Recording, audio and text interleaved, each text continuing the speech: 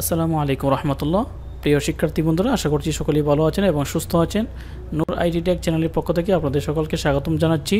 তো 2024 সালে এইচএসসি পরীক্ষার্থী প্রিয় বন্ধুরা, আপনাদের জন্য এই মুহূর্তে সর্বশেষ আপডেট নিউজ হচ্ছে আপনাদের সকল পরীক্ষা স্থগিত করা হয়েছে। তো আপনারা দেখতে পাচ্ছেন বাংলাদেশ আন্তঃশিক্ষা বোর্ড সমন্বয় কমিটি আজকে হচ্ছে 1 আগস্ট তো এই নোটিশটি প্রকাশ করেছে। যুক্ত বিষয়ের পরিপ্রেক্ষিতে জানানো যাচ্ছে যে অনিবার্য কারণবশত আগামী 4 আগস্ট 2024 তারিখ থেকে অনুষ্ঠিতব্য সকল শিক্ষা বোর্ডের পরীক্ষাসমূহ স্থগিত করা হলো। আগামী 4 আগস্ট থেকে আপনাদের সকল পরীক্ষা স্থগিত ঘোষণা করা হয়েছে। সকল শিক্ষা বোর্ডের স্থগিতকৃত পরীক্ষাসমূহ আগামী 11 আগস্ট 2024 তারিখ থেকে নতুন সময়সূচি অনুযায়ী শুরু হবে। কৃত পরীক্ষাসমূহের নতুন সময়সূচি বিজ্ঞপ্তির মাধ্যমে পরবর্তীতে জানিয়ে দেওয়া হবে।